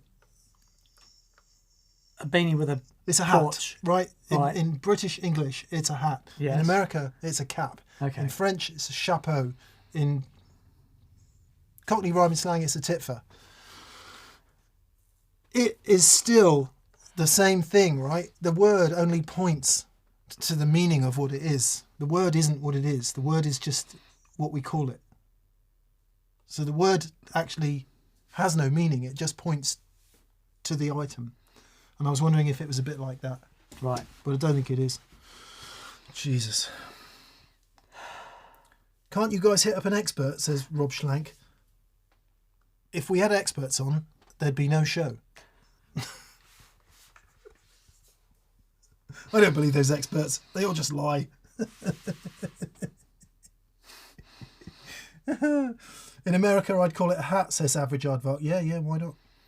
No, we never call it a cap. It's a hat, says Robert Davis. Okay, all right. Look, there we are. Paul Matunovich says, ask Adam Neely. He probably knows. He would. He's very clever.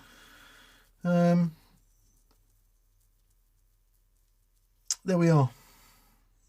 My new song is in K major.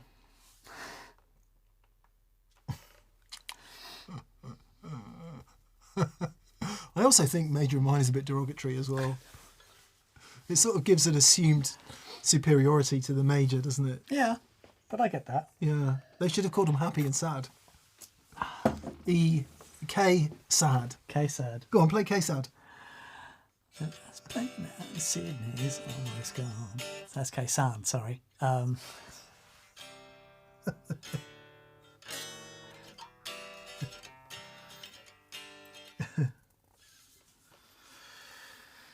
Good. Anyway, there we are. Ben Ifra wants to know, hi Dan, hi Mick, any tips for getting the Dan Drive Austin Pride sound more open and airy? I'm struggling here, lads. Love from Toronto. How are you powering it? Yeah. Should be fine on a battery. Oh no, they don't take batteries, do they?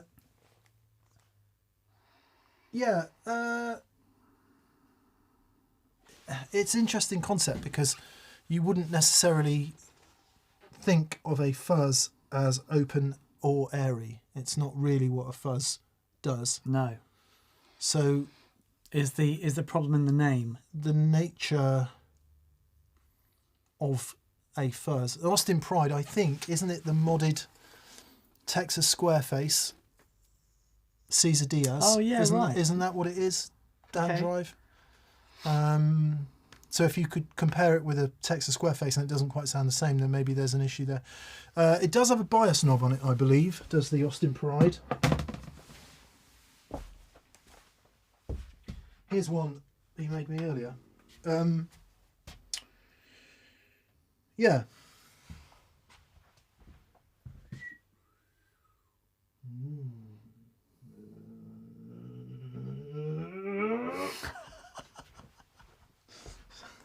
Dustin Thiessen says you need that JHS bat sim. Yeah.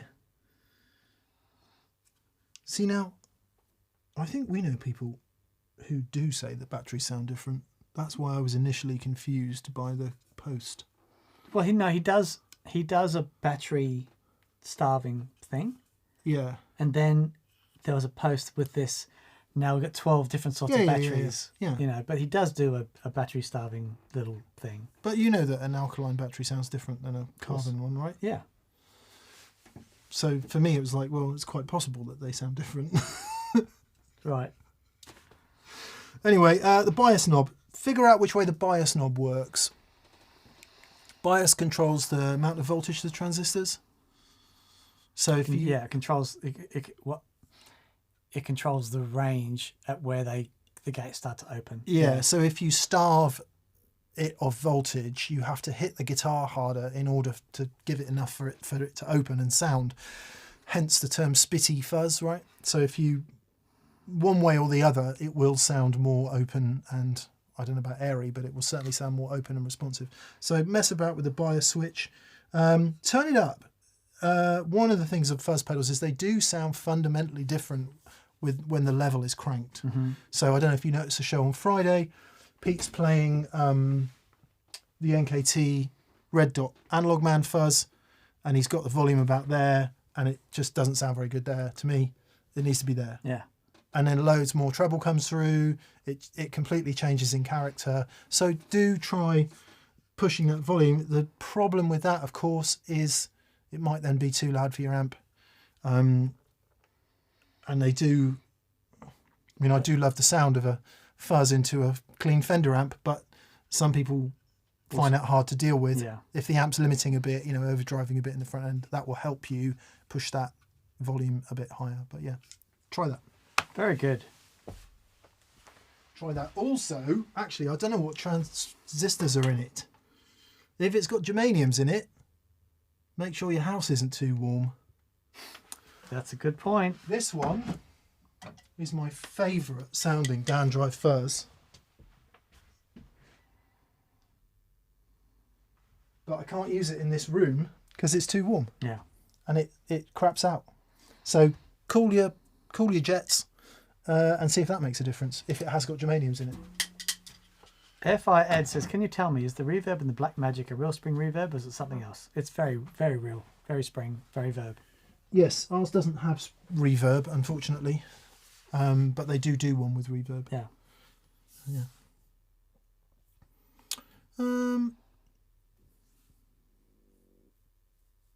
Dan J. Cobley. Hello, Dan. Hello, Dan. Hey, he says. I want to include electric and vocals into my solo gigs. Nice. But I have to rush from gig to gig, often 3 per day, with 3 minutes to set up. Okay. You do 3 gigs a day, Dan? What? Yeah, I've done that before, and when I first got to London. What? Yes.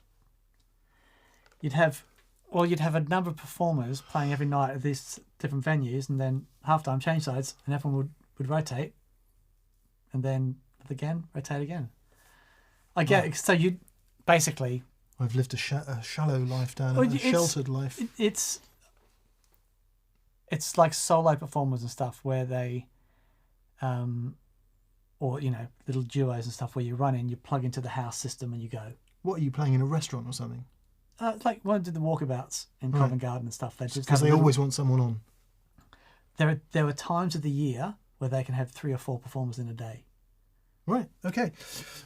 So Dan does 3 or 4 gigs per day. Wow. With 10 minutes to set up. Realistically, am I looking at a digital all-in-one unit for this, or is there another option? Okay, so you've got electric guitar and vocals, solo gigs. Is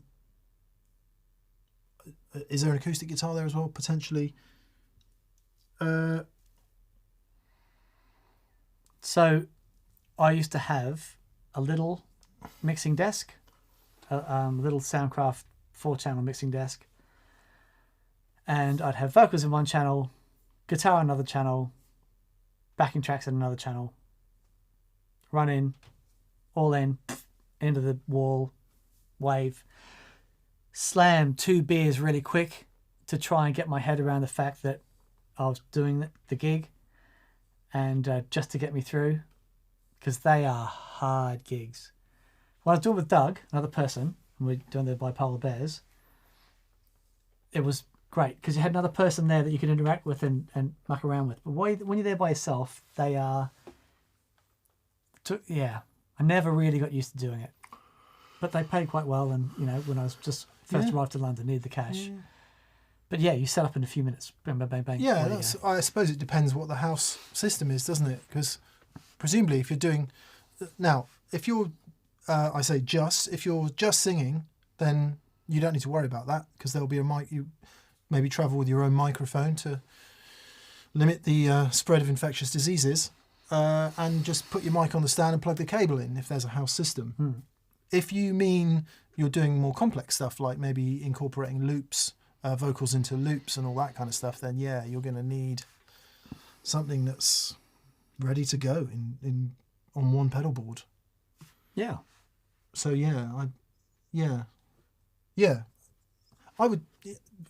would seem to make sense to me to have a small board that you need with everything on it, and therefore get there, unload stuff, chug 2 beers like Dan said, plug your guitar in and your mic in, 2 outputs off to the house. Mm-hmm. Boom. Happy days. Happy days, yeah. Well, days. Yeah, hard to say without knowing the specific setup, but yeah, have it all on a pedal board would seem to make sense. And with mini pedals and stuff like that, and compact power supplies and all of that, you could get that. Depending on what you need, it's amazing how compact you could make that. Yeah, totally. And I would argue that for my personal position, I would find that much easier to live with than an all-in-one digital unit that required diving into menus and stuff. Yeah. Because at least when it's all on a board, it's all WYSIWYG. So if something's not quite right, or you need to turn something up, or it's too trebly, or whatever it is, you can just bend down, make the adjustment, and that's that. You don't have to be fiddling around in menus and stuff. Mm-hmm. Unless you know the bit of gear so intimately well that you can do that easily. So that's about time in. Yeah. Yeah, I'd go for a little board with everything you need on it. Yeah, totally. And then when something fails, you can just replace it. There you go. Or swap it out for a much more expensive boutique one. There you go. Good luck, Dan. Elliot Bull. Hello, Elliot. He says, hi, both. Partly inspired by you two, I've started taking singing lessons lately. Oh, well done. It's making me a better musician, and I'm working on a project where I'll sing lead. Keep up the good work. Excellent. Best thing you can do. Well done, Sing. Elliot. Brilliant. Well done, mate. Yeah, singing is it's just great in so many ways. Yeah. It's good for your soul, I believe. Maybe also, not. helps you get gigs. Yeah. You can sing. Even if you can't sing. In fact, usually if you can't sing. Just thinking about bands I've been in.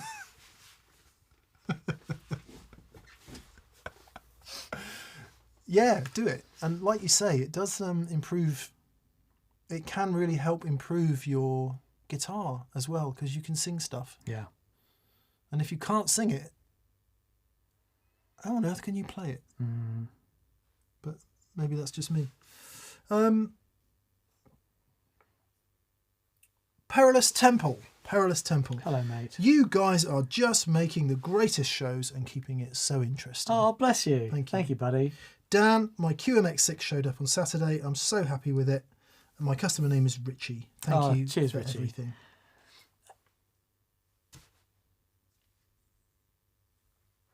I think Richie, did I call you? I got a message.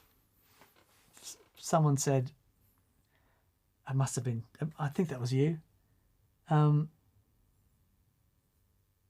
Yeah, I think I called you and left a message to say hi and thanks. Yeah. Anyway, you're so welcome, mate, and I'm so glad. Yeah, I appreciate it. Cheers, buddy.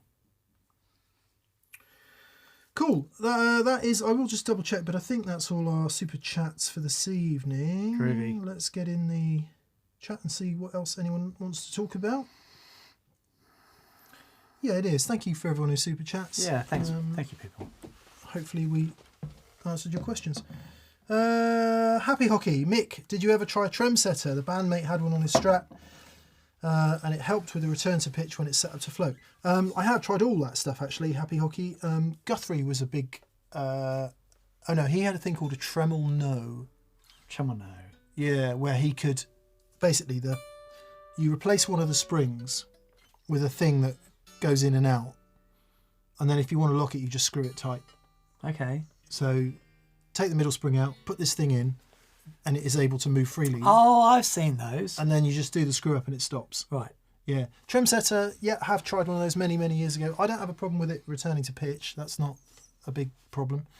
Unless the trem setter does something different, does something similar to the Evertune bridge, which retensions everything. So even if you bend a string, it stays flat, which is just weird. Great if you don't want that, but it is able to do that. That's not its primary function, but it is able to do that. Yeah, it's just, goodness me, Beck, Landau, Henderson, Govan, they all manage with floating bridges just fine. I think the problem is probably with me, not with not with the guitar. Let's be honest. But it is a fact, you know, if you do want to do those big bends and you've learnt to play that way, then having a floating bridge is a challenge.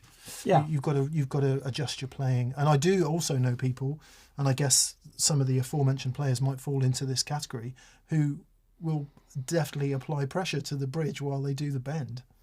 Oh, wow. And that is just otherworldly. Sure. If I did that, it would be, you know, sound like someone to put a warped record on. Yeah. Stanislav Migra says a trem setter should allow you to do string-on-string bends with a floating bridge. That's interesting. So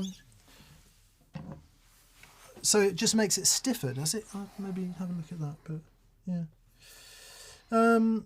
Sockfoot, guys, do you have any experience with Nashville tuning or high-tension guitars? If so, what are your thoughts? On high-tension guitars, what does that mean? Well, you know what Nashville tuning is? Yeah. Top set of a 12-string set. So it would be tuning up. Would be tuning a guitar up, I guess, high tension, would it? Is that what that means? Do you guys have any experience with Nashville tuning? Or high-tension guitars. Okay, got it. Sorry, I thought I said on high-tension guitars. No.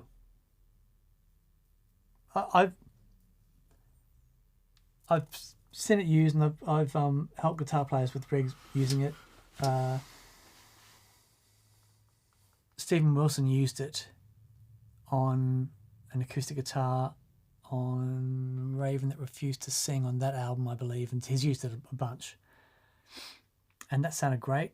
Yeah, it's just a really cool sound. It's a really cool sound, especially if you're a second guitar player and or you want to double a track. It's a really great way to do it. Yeah, it's a great way to add width to something. It's one of those things, isn't it, that if you had the time and the inclination and you spent all your time doing that sort of thing, you would have a guitar set up for that. The reality is probably that Dan and I are in some sense of high panic with extreme time pressure, not feeling very creative when we're recording most of the time. So I don't have the scope to be thinking that wide about stuff. Yeah. Maybe one day that will occur. But David Madureira, Daniel Madureira. Daniel, mad your ear. Hey Mick, any suggestions for a low-cost version or a lowish cost version of your Mesa wet dry rig and pedal board? The Kingsley is quite high priced. Yeah, and hard to get as well.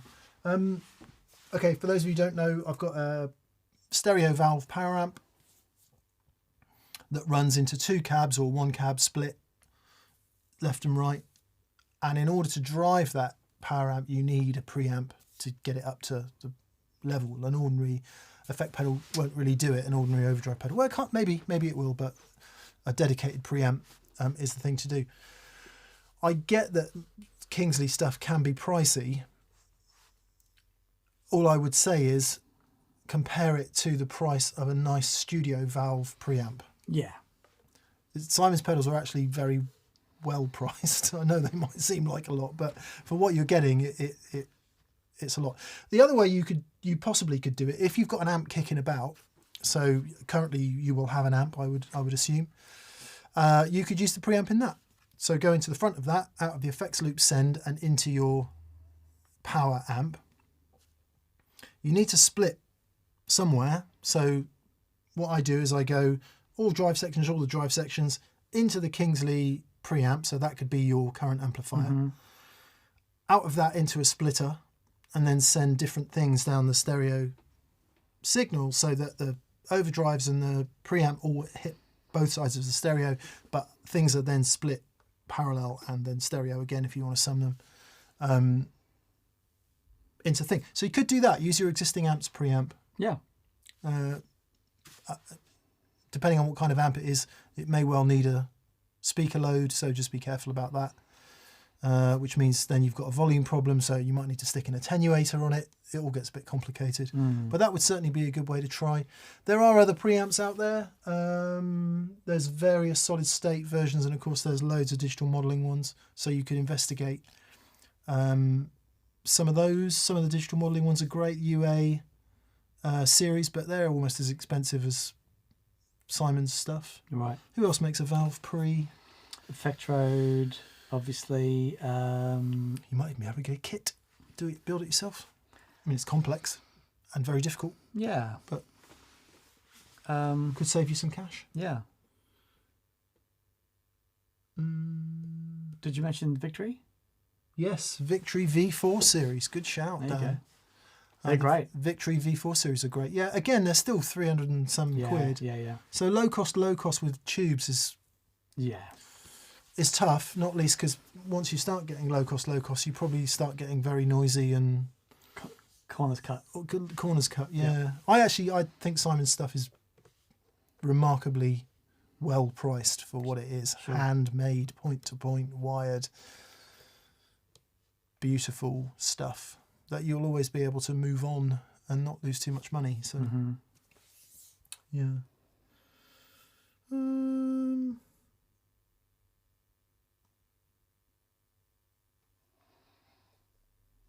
Yeah. Anything, Dan? Yeah.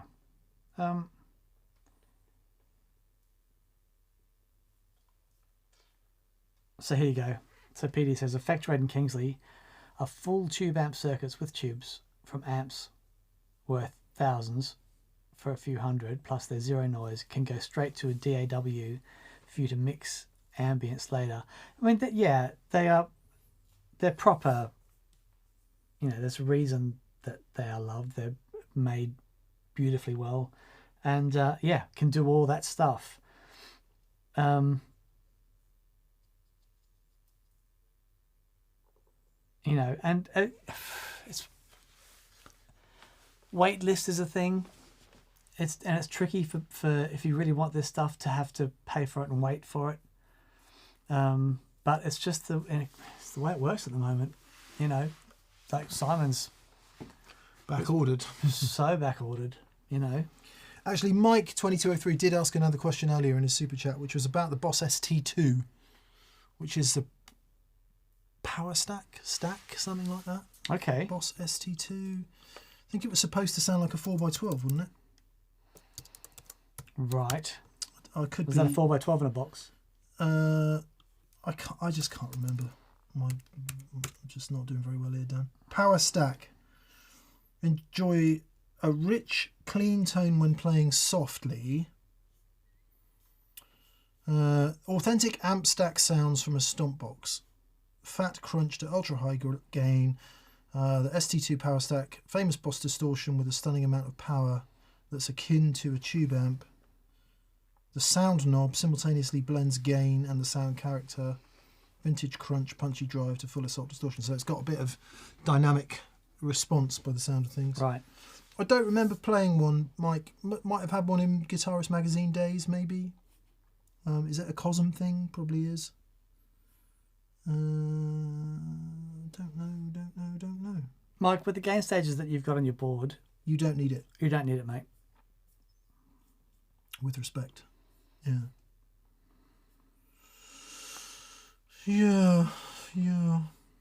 John Channing says the most important question is, what's your favourite chocolate bar? Lindt 70%. Yeah, Dan likes dark chocolate. I do. Literally anything. Cadbury's before it went to America and became too sugary. And doesn't... Original dairy milk. Yeah, it doesn't melt as well. There's a different melting point. Oh, really? Yeah, because it gets very hot over there. Ah. Same in Australia. Oh, wow. So whenever my family come over, they fill their suitcases with British Cadburys. Oh, wow. Because it tastes different. It's not anymore. No. But they don't make it here at all anymore. I don't know if they do, but it's changed. It doesn't taste like it used to taste. Oh, okay. No way. Not in a million miles. My other favourite is Aldi or Lidl or Lidley or Aldi. Oh, yeah. One of those German supermarkets that is in the UK. and presumably all over Europe. They do a fairly cheap chocolate full of almonds. That's flipping brilliant. I like that. Nice. But just anything, just anything. Snickers, Mars. They never changed the name of the Mars bar, did they? Why would they? Snickers was Marathon before it was Snickers. Right. And there was a few others that changed. Okay. And they don't make Star Bar anymore either. What's that all about? Helps you work with. Star Bar sort of became Boost, but it's just not the same thing. And they're all small now too. Yeah, they're small, but they come in double packs. Yeah. Fat packs. Fat packs. I mean, I don't know if it was because I was small and the Mars bar seemed really big. I'm sure they used to be like 100 grams or something. Wouldn't surprise me. Yeah. Anyway, thanks, John. James blessed Mick as a self-confessed control freak. How did you find handing over the reins to Lee and Pete? I didn't let them anywhere near the production gear. Don't worry about that. No one goes near any of that stuff. But all the rest of it, yeah, fine. It's like experience days when people come and you hand them a 61 Strat or a 65 Telly and they go, really? You're like, yeah. Yeah, come on. Play it. I'm just not precious. I do get a bit twitchy about the Gibsons just because they break so easily. Yeah. And let it slip off a strap or something like that. But the Strats and the Fenders, it's fine. It's fine. It's all fine. The more they hit the deck, the more they get aged. No, anything sort of this side of the room, I'm not fussy about. That side of the room, I'm very fussy. Yeah, right. About it. And Jamie Mowat says, what riffs do you hear again and again at TPS Experience Days? I was pondering what I would play to avoid embarrassment. There's never any embarrassment. No. It's really beautiful, actually. Everyone just comes and plugs in and plays, and everyone's... Gets on with it. Yeah, and everyone's really encouraging and is like, And respectful of yeah, one it's another. really nice. It's really nice. I don't want to tempt fate, but all the ones we've done so far, everyone's just been such lovely people and very respectful of everyone else and what they want to achieve in the day. And it's a very, very nice experience, I have to say. It is lovely. Really lovely. Yeah, some people are usually a bit nervous to kick off, but then when you realise you're among friends, the inhibitions go and we just have a great time. Yeah. Take our clothes off. Get the cooking fat out, and it's all good. What's your favourite cooking oil, Dan, for rolling around on a black polystyrene sheet? Avocado. Yeah.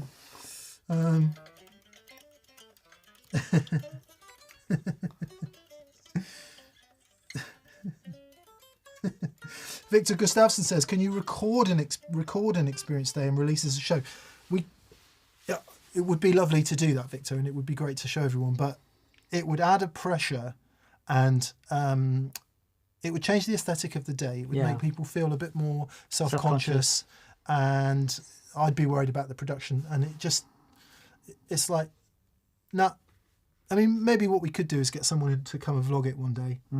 But as long as I don't have to have anything to do with it, so that I can concentrate on the people here, and Dan can as well, and the people don't feel in any way put out by the fact they're being filmed. And that is almost impossible. Bit of red light fever and all that. So it's nice to just let it be what it is, and for people to be free to do what they want to do.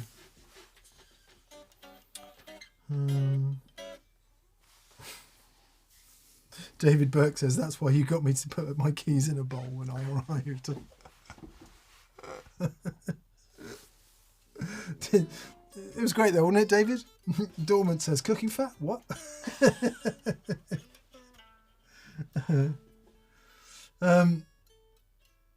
Airfire Ed says, "I will say I was a complete beginner when I went to my TPS experience day. I knew a grand total of 3 licks and nobody judged me for a single second. Lots of love, and Mick and I almost shared a tear." We did. So it was very nice. Ed, as Ed says, he was very early on in his playing thing, and he was super nervous about playing. But I swear, he's there playing away. I'm dialing in a sound that I think is going to inspire him, and within a minute and a half, he's making music. Yeah. Music is coming out. Yeah, it's lovely. Not just licks, not just music is coming out, and I'll never forget that, Ed. That was a special moment. Colin Diamond, I thought Naked TPS was just the one I was at. Guitar Oral says, "Oh, I won't be coming over for an experience day after all."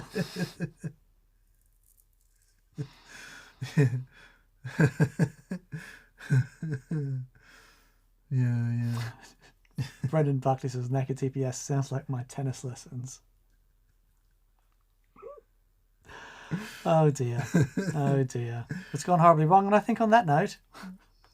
Meat feast, Dan. Meat feast. Yeah.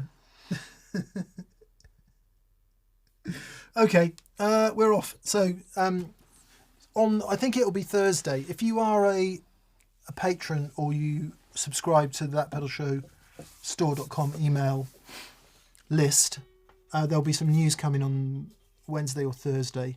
So keep an eye on your inbox, something new and exciting. Friday's show is ring modulators.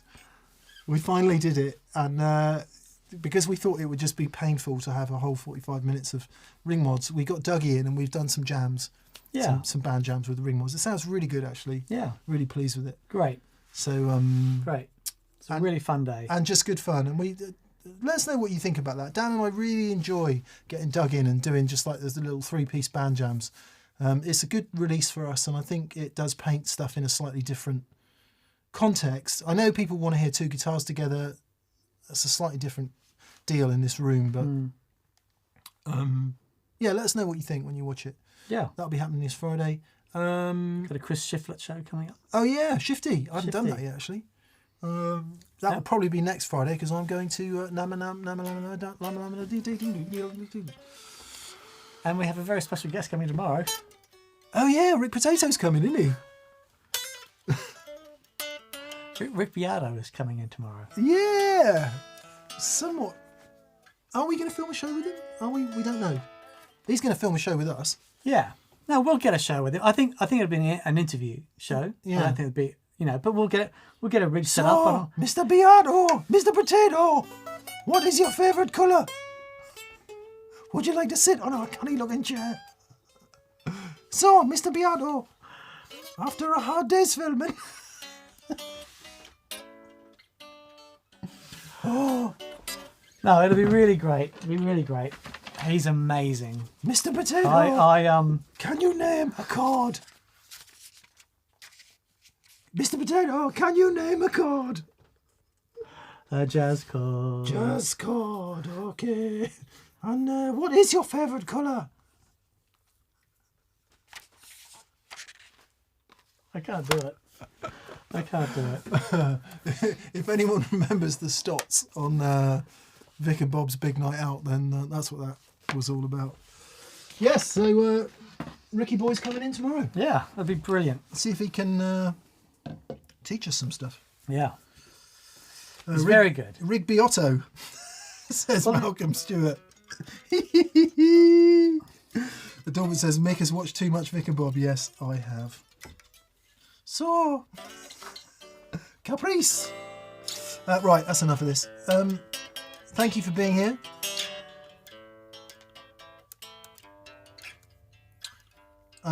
We shall see you throughout the week for various things. And no VCQ next Monday because it's Easter Day.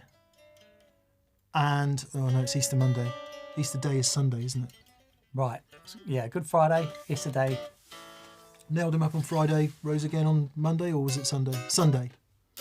Okay. Yeah. Yeah. All good. Yeah, and then Monday's just day off. Oh, it was a hard weekend. It was a hard weekend, yeah. And then, I'm off to America to go to... When are you going? Wednesday, I think. So, Plexico, I'll see you there. And a bunch of others. If you come and say hi, be ace to meet people. Nice. I'll be the one that looks like Mick. When you start talking about yourself in the third person, Dan, it's all gone wrong. Play this out.